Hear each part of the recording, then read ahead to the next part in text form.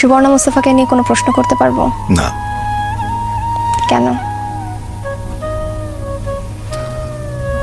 এই বিষয়টা নিয়ে কথা বলবো না, কারণ আমি কোনো অবস্থাতে চাই না তার কোনো অসম্মান হোক, কারণ উনি একসময় আমার স্ত্রী ছিলেন, সেটা আমি সবসময় মাথায় রাখি।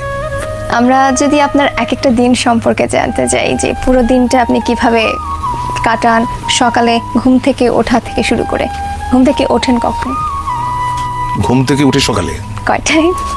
আমি যখন উঠি তখনই সকাল। আচ্ছা, তারপর কি করেন?